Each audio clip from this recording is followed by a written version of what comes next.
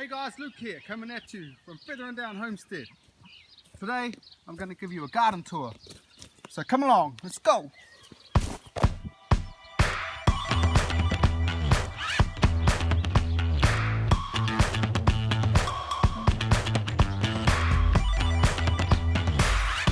Okay, so before this garden tour happens, I want to show you old John over here.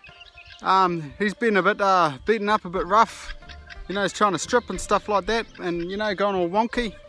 Yeah, the kids hammered him. So when you come onto our farm, even to our house, you know, these kids don't take no for an answer. They'll hammer you. So sorry John, but still finger pointing, and yeah, do your job properly, John, because you're not scaring the crows. Okay, so this is the entrance to our garden, our wood chip garden, and to the right here we have the asparagus I planted, and we have asparagus coming up. It's got to leave for 2 years, and just to the side of them there we've got cucumbers I've got growing, and in this next bed over here, this is my garlic. It's getting a bit of rust damage, but it's doing alright. Maybe in a couple more weeks I'll be able to harvest it. I think there's about 40 or 50 or so there, and then I've got some onions over here, and got some more onions over here ready to be harvested, and I've already taken a few, already weighed them in, and these are our zucchinis over here. So you know, there's about 7 or 8. Some of them are doing better than the others, and some of them already have little zucchinis down there. And these over here, that's a red currant. That was supposed to be a red currant, but I think it might be a grape. And then over here I have a black currant and another black currant. So eventually they'll grow to 1.5 meters. So in my rows down here I have some sunflowers, and I've got a few different types of sunflowers, so they'll be pretty cool when they come to bloom. I have some bitter gourd, so it's like a cucumber but bitter, and I just tie them all up with some black sort of shirt material. And then after the bitter gourds I have pretty much all this row of cucumbers. So most of them are this Lombardy white here, and they're pretty prolific and they're very nice. And last year I had pumpkins in here, so I've got a random pumpkin plant growing in the walkway. I just thought I'll let it go.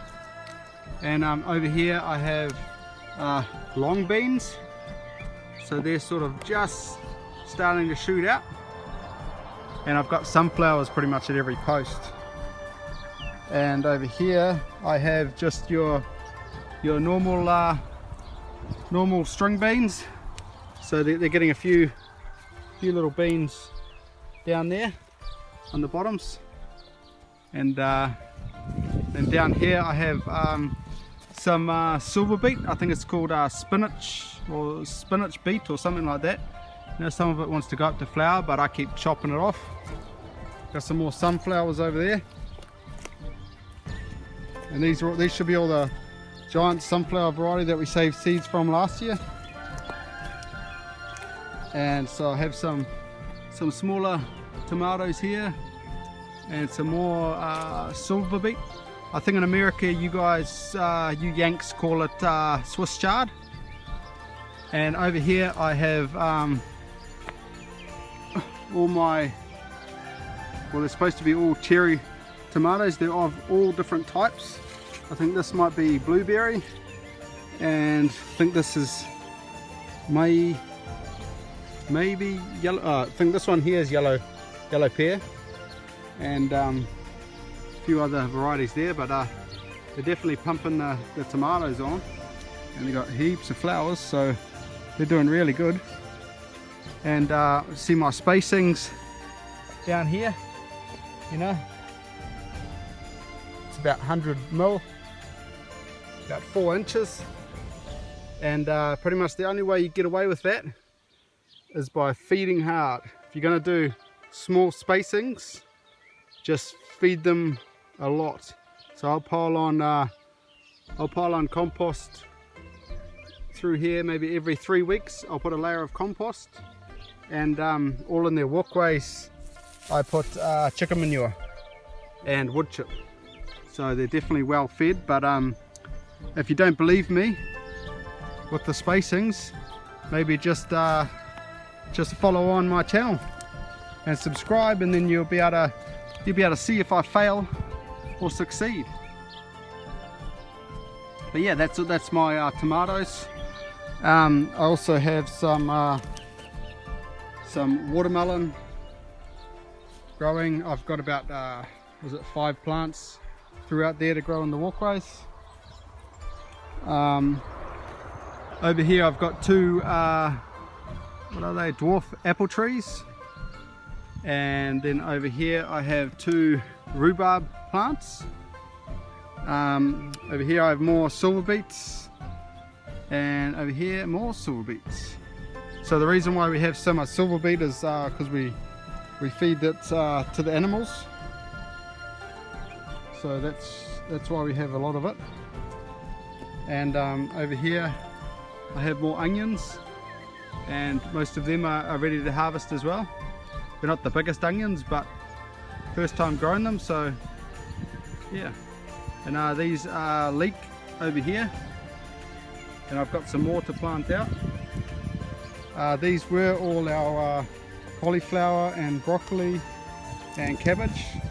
Most of them we've used up. We've got a Brussels sprout in there, and I've planted some more broccoli throughout there. It's pretty much our brassica bed. And through here I have our first Brussels sprouts forming. That's pretty cool. That's a first for us.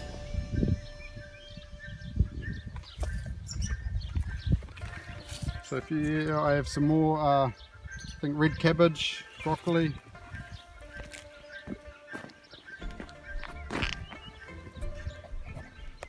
And over here I have some okra. I think this one's called Okra Millionaire, and this one's called Okra Burgundy. So pretty much a red type.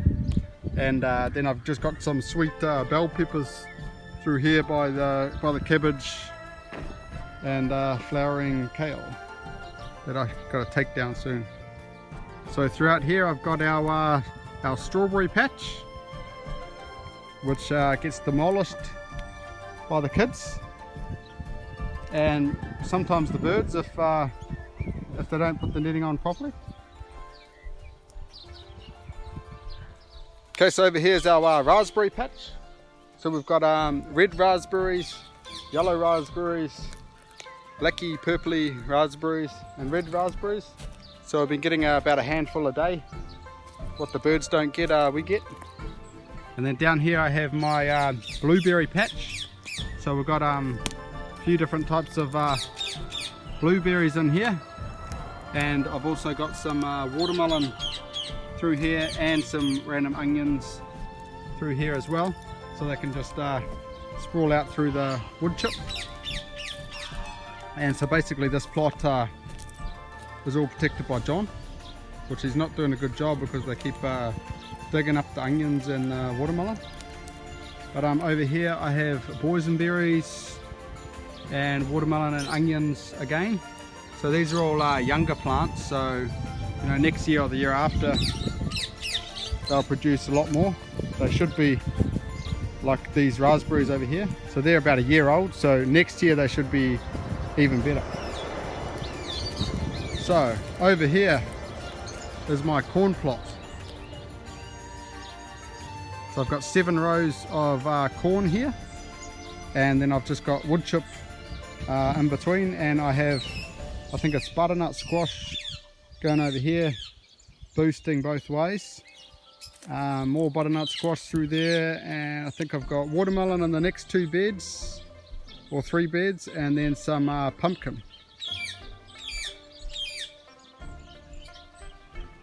Okay, and just behind the corn plot here, I have my giant pumpkin.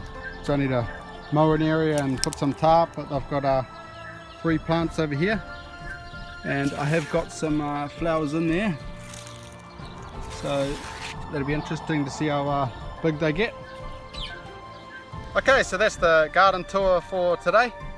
If you haven't subscribed, oh, what's that? Oh, that's not all my garden. Oh no, that's half my garden. Oh, you want to see the rest of it? Come on then. Okay, so this is row number 1. It's basically all the same throughout here. So these are the onions. I have bell peppers and eggplants all through there, and these are all tomatoes. So I have red, black, green and yellow beefsteak tomatoes all through this row. They're also got the same spacing, you know, about 100 to 150 mil. Feed hard. That's my tip for today, guys, just feed hard. But these are not an heirloom, so I cannot save the seed, or if I do, it'll be something else. But the reason why I tried sort of F1 hybrids is just to see how it would go this year, see what they're like, and I've got plenty of seeds up the top anyway, so I'm not too worried about shortages and what have you. But yeah, it'll be interesting to see how these go, and like disease resistant and whatnot. So yeah, that's the first bed for you. So just on the other side of this bed, I have more beans. I have beetroot seedlings plus big beetroot, and then I have lots more beans. I have carrots that the chickens decided to dig up, but you know, they're locked up now. So up here I've got passion fruit growing. So it's going up both sides here, and I've also got some long beans that are coming here, so they'll be quite cool when they come down. And then just the inside of it, I've got more sunflowers, beans, some more capsicum, bell peppers. Okay, so the other thing that's in this row is more tomatoes. They're just trellised differently, and they're more of those beefsteak hybrid tomatoes, so they're definitely not heirlooms. And pretty much on either side I have bell peppers, and to this side I have some more bell peppers and some more eggplants. And then I have my leek that is gone to flower. That's right, I'll harvest those seeds. And then I've got some more tomatoes and lots of sunflowers in there. Okay, my third bed here, I have the whatever it's called, the citrus stuff, and I have some watermelon growing in there with corn.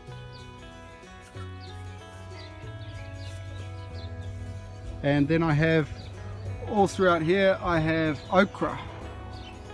So there's about 30 plants of okra down there.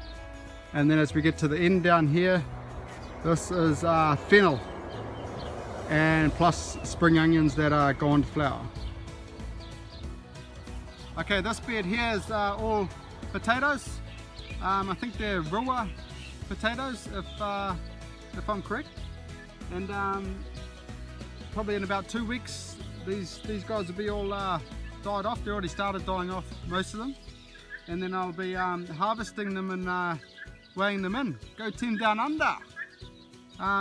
But yeah, so I don't know what I'm going to plant in here yet, but you know, I've got 2 weeks to decide what I'm going to do. But that'll put kgs on the table, or pounds as you Yankees like to call it.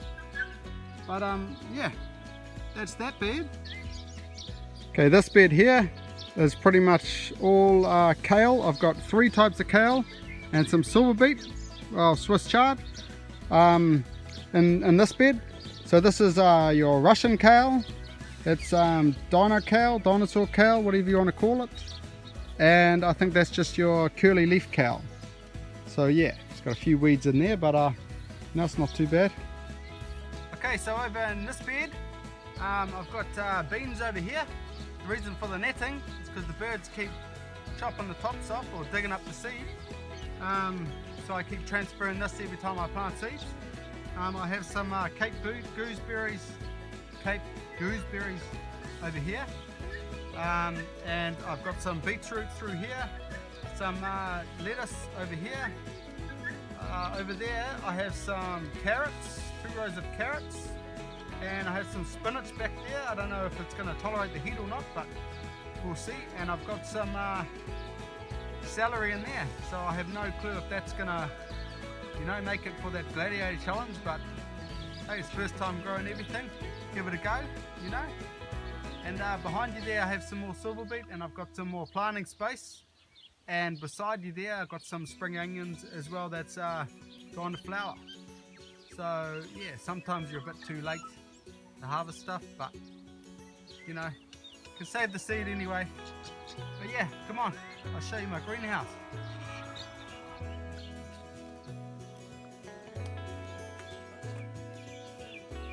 Okay, so as you walk into the greenhouse, I've got a big zucchini plant in there, which I regret planting because it's pretty much taken over. I've got some cherry tomatoes in there, have some more eggplant back there, and okra, plus some okra flowering back there, and I have all cucumber plants growing on the wall up here. And then I have some beefsteak tomatoes, which you know, hopefully in a week or so they'll be all ready to harvest. And then over to this side, me and Matilda just planted this morning, so she had a whole heap of cherry tomatoes there that were planted from seed, and they all popped up and way too close to each other, so we pretty much spread them out this morning. So they're looking a bit dead now, but the thing with tomatoes is they'll come back to life pretty quickly. They're pretty hardy plants. And we've got some I think it's white eggplant back there, and then we've got some more cucumbers over there, and in the other one we've got more cucumbers, and we have some bush beans over here. I think they're called butter bush beans. I might be wrong. And then we've got some carrots down there. We did have peas climbing up here, but they pretty much died. And then over here we've pretty much just got our seedlings. We just tidied this up, so I don't know if there's like a before and after shot I can put in there, we'll see. But yeah, we tidied this up, and these are what's left, some seedlings and stuff, and tomatoes which look dead, some giant pumpkin, and some more Cape gooseberries. But yeah, that's pretty much our greenhouse, and that's our setup. Okay guys, that's the grand tour of the garden. I don't know if I'm going to expand any more this year, but we'll see how we go. But yeah, so that's all I got enough time for today. Sorry guys, hope it didn't bore you, and keep growing. And if you haven't hit that like button, hit the like button, and subscribe to the channel. You know, it doesn't take much, it's just push a button, and yeah, and don't point at anyone, you know, like John. Should never point at John. Got it guys? Never point at John. Okay? You got that? Okay, I'll see you in the next one guys. Look out. Never point at John. Never. Should never point at John. He's a good man. Hey, if you want to check him out, Will It Grow is his channel, and I'll write it down in the description. You should be following Shed Wars anyway. If you follow me, follow Shed Wars. SHEDWARS21. Type that into your YouTube search and you'll find it. It's a series about growing food and seeing who can weigh in the most food. Of course, Team Down Under will weigh in the most food. Don't be silly. Even ask John. You know? So go check them out, and check out the link, Will It Grow, in the description. And bye-bye.